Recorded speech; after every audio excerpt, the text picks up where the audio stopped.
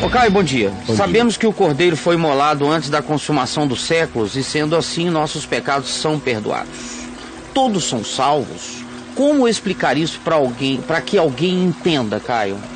Bom, em primeiro lugar, acho que a gente só tem que explicar para quem está querendo fazer essa pergunta, né? Para que alguém entenda. Porque eu não sei para que essa necessidade de chamar um cara.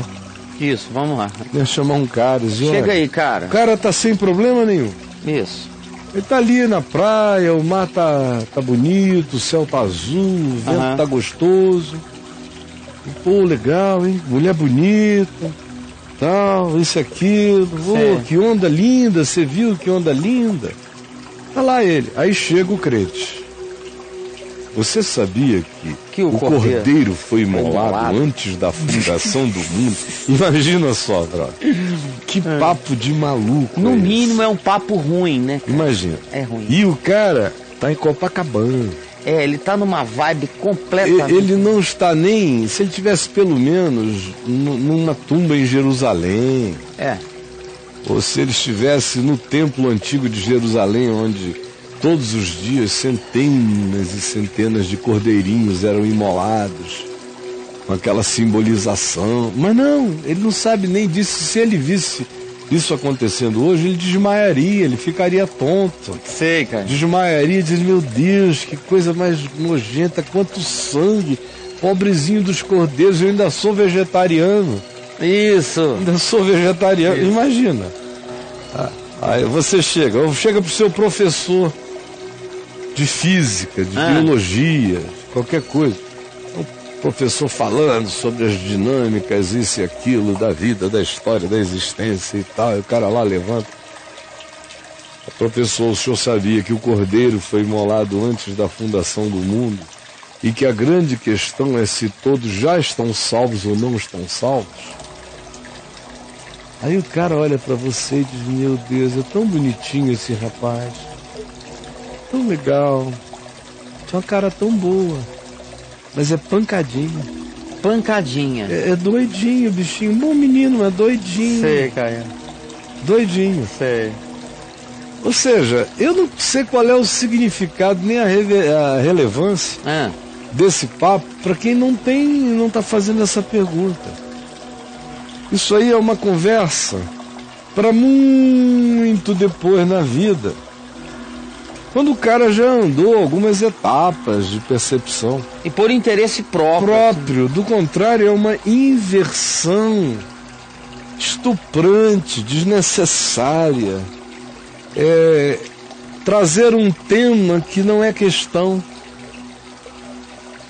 Se eu estivesse talvez conversando com um professor de física quântica, com um cara entendido nessas questões acerca da relatividade do espaço-tempo, e ele desse uma filosofada comigo, eu talvez falasse no assunto sem usar o termo cordeiro. Porque para ele é uma coisa que ele também não entende, não é uma referência metafísica para ele. Cordeiro. É o cordeiro, só se eu dissesse, antes de todas as coisas serem criadas havia um cordeiro. Aí o cara vai dizer, meu Deus, ele vai imaginar um carneiro cósmico. Isso, um quadrúpede. Filho de um bode velho, sei lá o quê. Filho do Caio. Criando o mundo. Isso. É uma versão. Uma outra versão.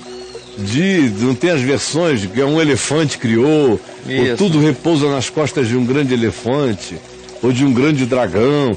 Nesse caso aí, tudo está nas costas de um cordeiro. Mas são imagens que não fazem sentido, a menos para alguém que esteja dentro dessa cultura judaico-cristã e dentro dessa cultura tenha evoluído em algum tipo de interesse, de conhecimento de natureza teológico, espiritual, de desejo de entender textos do Novo Testamento, aí faz sentido. Do contrário, poupe esse cara, meu filho. Por que você tem que entrar numa conversa com um sujeito puxando um assunto desse e já discutindo se todos estão salvos ou não estão salvos? Por que você não deixa esse papo para lá e só começa a conversar com ele sobre o amor de Deus aplicado ao cotidiano.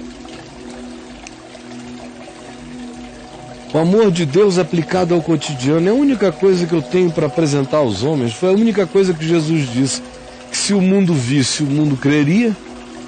É se nós nos amarmos uns aos outros e se nós aplicarmos o amor de Deus ao nosso cotidiano com o próximo.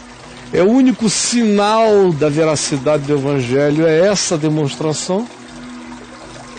Aí a gente quer viajar metafisicamente para o Cordeiro transhistórico e criar uma arquetipia que o cara não perguntou, não entende, não quer saber, para discutirmos com ele sobre o fato de que está todo mundo salvo ou não, ou só alguns. Para quê? Pra quê? Para quê?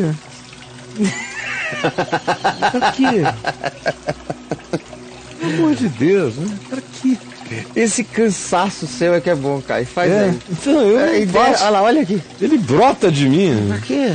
Eu boto. Bota a mão aí, ó. Aqui, ó. Eu boto o apoio aqui. Isso. Que é pra eu não cair de vez. Isso. Pra quê? Deus.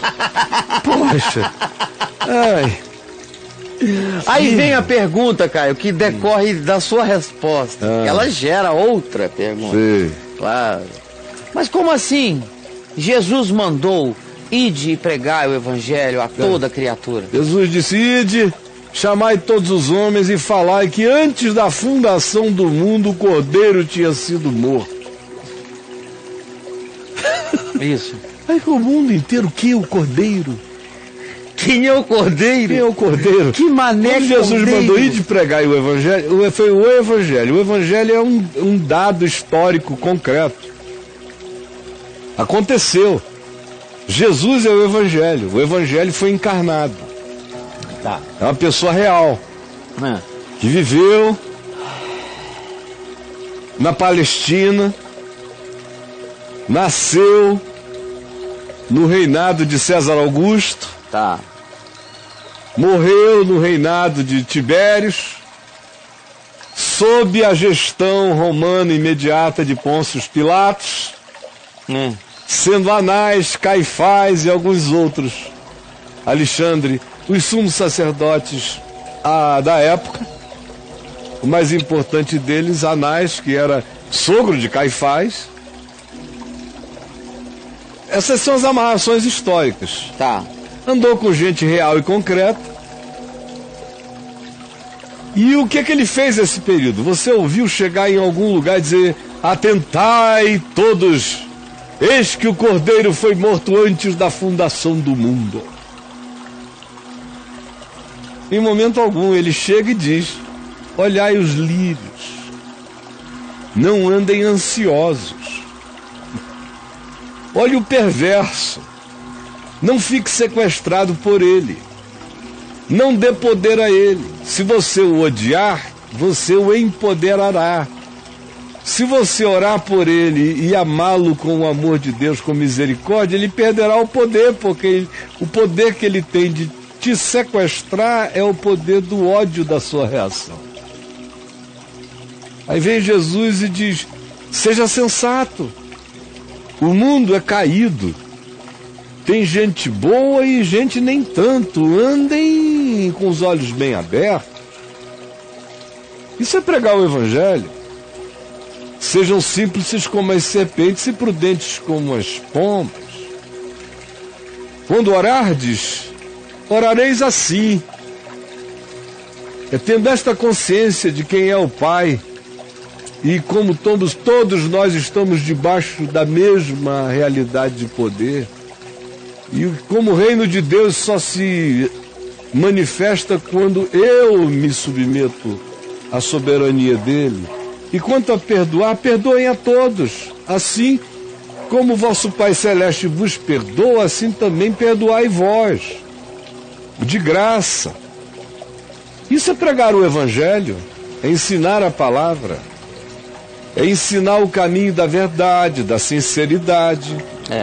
Da não hipocrisia, da não disfarçatez. Isso é pregar o Evangelho.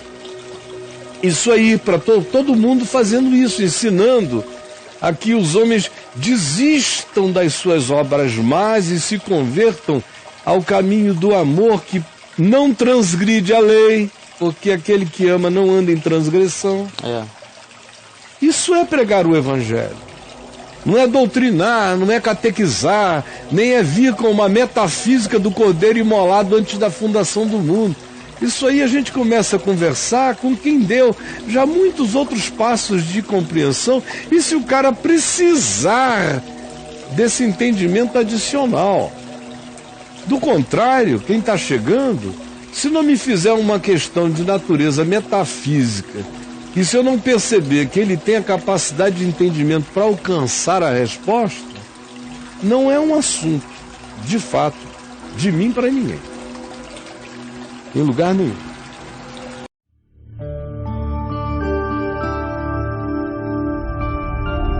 Vem IVTV, o canal é você.